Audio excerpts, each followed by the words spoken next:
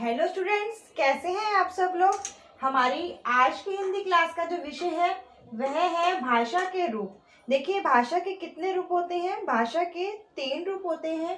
पहला होता है हमारा मौखिक, दूसरा होता है लिखित और फिर होता है हमारा सांकेतिक। पुराने समय में आपने देखा होगा कि जब इंसान का यानी कि मनुष्य जाति का विकास नहीं हुआ था तो उस समय में क्या होता था। देखो, मौखिक भाषा तो होती नहीं थी क्योंकि भाषा का विकास हुआ नहीं था, तो लिखित का मतलब बनता ही नहीं है। और फिर उस समय क्या होता था, सांकेतिक भाषा का ही प्रयोग होता था। ठीक है, यानी कि इशारों से ही एक दूसरे को अपनी बातों को समझाया जाता था। अब देखिए, डेफिनेशन देख लेते हैं। मौखिक भाषा क्या होता है, जब हम अपनी बात बोलकर दूसरों तक पहुंचाते हैं और फिर क्या होता है, दूसरा व्यक्ति सुनकर हमारी बात को समझता है। अब ध्यान से देखिए, यानी कि हमें दूसरों को अपनी बात बताने के लिए बोलना पड़ेगा, लेकिन क्या जरूरी है कि जो भाषा मुझे आती है वही सामने वाले को आती हो। अगर मैं अपनी बात बोलकर भी दूसरे वाले को बता रही हूँ लेकिन उसे मेरी भाषा नहीं आती तो उसके लिए तो वो व्यर्थ ही है। इसीलिए भाषा क्या, सिर्फ अगर मौखिक रूप होता तो हमारी भाषा इतनी कामयाब नहीं हो पाती। दूसरा रूप होता है लिखित। लिखित में क्या होता है, अपनी बात को लिखकर दूसरों को समझाते हैं, यानी कि जब हमें अपनी बात दूसरों को बतानी होती है तो हमें उसको लिखना होता है। और दूसरा क्या करता है, दूसरा हमारी लिखी हुई बात को पढ़कर ही हमारी बात को समझता है। लेकिन फिर समस्या क्या है भाई, सामने वाला का हमारी बात को समझने के लिए पढ़ा लिखा होना तो जरूरी है ना।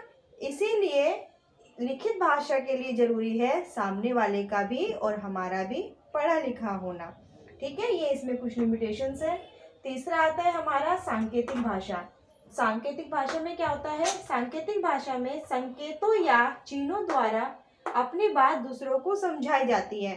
जैसे आपने देखा होगा, कोई भी जानवर होता है, जब वह किसी जू में या फिर किसी सर्कस में या फिर आपके जो कुछ लोग क्या होते हैं, अपने डॉग्स को भी घर में ट्रेन कर देते हैं, तो वो लोग क्या करते हैं, उनके लिए कौन सी भाषा का प्रयोग करते हैं, सांकेतिक भाषा का।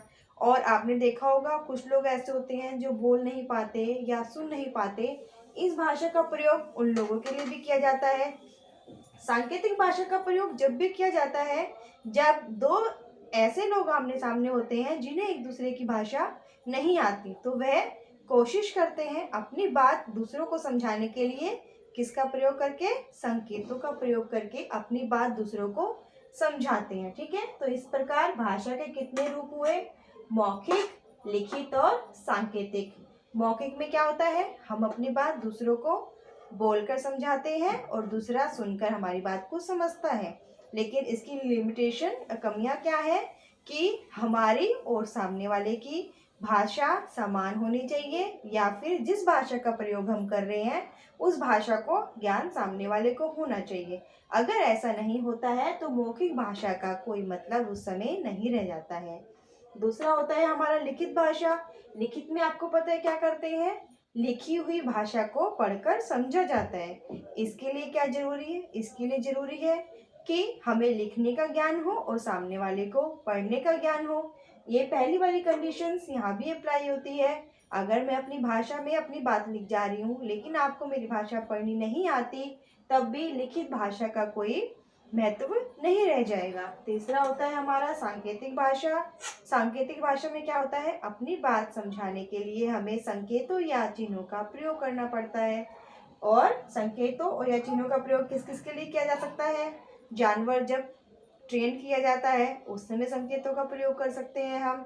कोई ऐसा व्यक्ति जिसे सुनने में या बोलने में समस्या है तब संकेतों का प्रयोग किया जा सकता है। या फिर संकेतों का प्रयोग कब कर सकते हैं, जब हमारी या सामने वालों की भाषा समान ना हो, उस समय संकेतों का प्रयोग किया जा सकता है। ठीक है, आज की क्लास में ये तीनों ही भाषा के तीनों रूप, मौखिक यानी कि मुख से बोलकर, और सामने वाला कैसे करेगा, जब हम बोलेंगे तो वो सुनेगा।